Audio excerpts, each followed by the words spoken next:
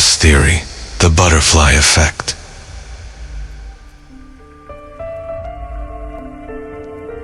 The joke that destroyed a life.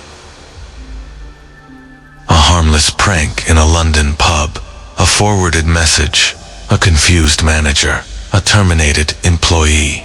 A woman loses everything because of a joke she never heard. 4 friends never know what they caused. This is how invisible chains connect strangers across cities. This is how small actions destroy lives. This is the butterfly effect.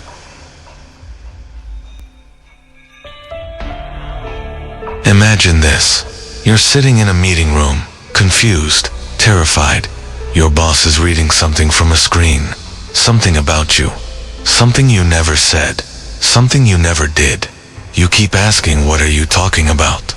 But the words won't come out right because your throat is closing and your hands are shaking. 20 minutes later, you're walking out of the building with a cardboard box. Your career is over. Your reputation is ruined, and you have absolutely no idea why. This is what happened to Sarah Mitchell on a Tuesday morning in Manchester. But the story didn't start there.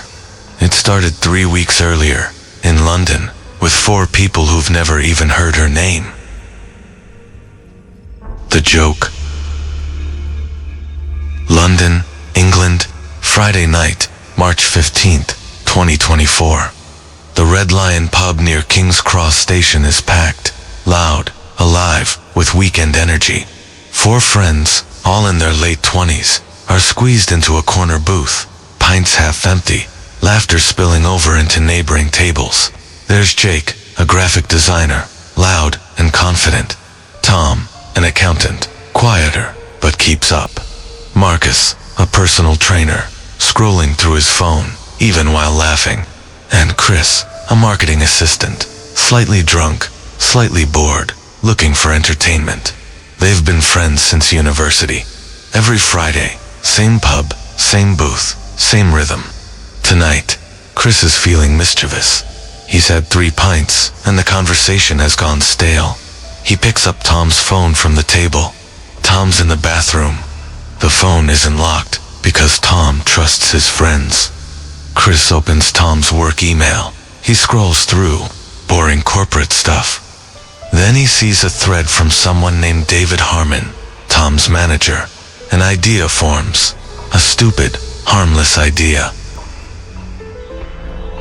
Chris types a message, not from his phone, from Tom's, to David. The message says, "Hey David, just FYI, I've been copying Sarah from the Manchester office on some client files she probably shouldn't see. Thought you should know. Seemed sketchy. Might want to look into it. Tom." Chris hits send. He puts the phone back. Tom comes back from the bathroom. Chris is grinning. "What did you do?" Jake asks. Chris shrugs. "Just a little prank. Sent a weird email from Tom's account. He'll see it Monday and laugh." Marcus raises an eyebrow. "That's kinda risky, man." Chris waves it off. "It's nonsense. No one's gonna take it seriously. It's obviously a joke." Tom sits down, oblivious. They order another round. The conversation moves on. Football. Weekend plans. A girl Jake's been texting. By the time they stumble out of the pub at midnight, the email is completely forgotten. Chris goes home and passes out. He never thinks about it again. The misunderstanding. Manchester, England. Monday morning, March 18th, 2024.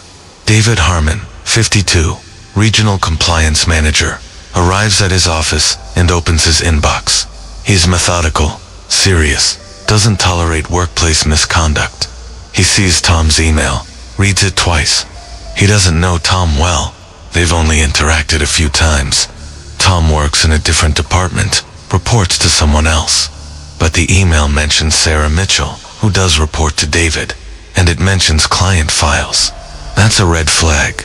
Corporate policy is clear. Unauthorized sharing of client data is grounds for immediate termination. David doesn't think it's a joke. Why would Tom joke about something this serious? David forwards the email to HR with a note. "Please investigate." potential data breach involving Sarah Mitchell, Manchester office. He doesn't call Tom to clarify. He doesn't call Sarah to ask. He follows protocol. That's his job. HR receives the email within minutes. The investigation. Manchester, England. Tuesday morning, March 19th, 2024. Sarah Mitchell, 34, Senior Account Coordinator, wakes up at 6:30 a.m. like she does every day. She showers, makes coffee, kisses her 7-year-old daughter Emma goodbye as her ex-husband picks her up for school. Sarah's been with the company for 6 years. Good reviews, steady promotions. She's proud of her work. She arrives at the office at 8:45, scans her access card at the front desk. The light blinks red. That's weird, she mutters. She tries again. Red. The receptionist, Jenna, looks uncomfortable. Sarah, I think you need to go straight to HR. Sarah's stomach drops. What? Why? Jenna won't meet her eyes. They just told me to send you up. Sarah takes the elevator, heart pounding. She's never been called to HR before. When she walks in, 2 people are waiting. Margaret from HR and David Harmon, her manager. Neither smiles. Sarah, please sit down, Margaret says. Sarah sits. We've received a report of a potential policy violation. Unauthorized sharing of client files. Sarah's face goes blank. What? I haven't shared anything. David slides a printed email across the table. This came from Tom Lawson in London. He says you've been accessing files you shouldn't have. Sarah reads the email. Her confusion is total. I don't even know who Tom Lawson is. I've never spoken to him. I don't know what this is talking about. Margaret's tone is cold, professional. We've reviewed your access logs.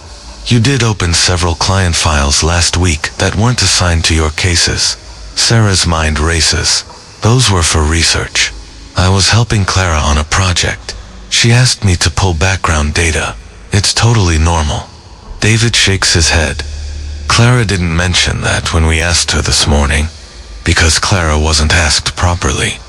She was caught off guard, didn't understand the context, gave a vague answer. Sarah feels the room closing in. This is insane. I didn't do anything wrong. Someone's lying or this is a mistake. Margaret says, we're conducting a full investigation. In the meantime, you're suspended without pay. Please surrender your access card and leave the premises. Sarah's vision blurs. You're suspending me? For what? But it's already decided. Security escorts her out. By 10 a.m., Sarah is standing on the street, holding a box with her desk plant and a framed photo of Emma, completely destroyed. The spiral. Manchester, England. The following 2 weeks, Sarah tries to fight it. She emails HR, calls David, demands to speak to someone higher, but the company has already made its decision. Corporate lawyers get involved. They find technicalities. They say her access patterns were irregular, that she failed to report the request from Clara properly. It doesn't matter that none of it is true. It matters that there's a paper trail now. On April 2nd, Sarah receives the termination letter. Official cause, breach of data security protocols. She's fired. No severance. Her reputation in the industry is tainted. Other companies see the termination reason and pass on her applications. Bills start piling up. Rent, Emma's school expenses. Her ex-husband offers to take full custody until you get back on your feet. Sarah feels like she's drowning. She keeps asking the same question, over and over, to anyone who will listen. How did this even start? Who is Tom Lawson? Why would he say that about me? No one has an answer, because no one knows it was a joke, a stupid prank in a pub, 3 pints deep, a bored friend with someone else's phone. The disconnect.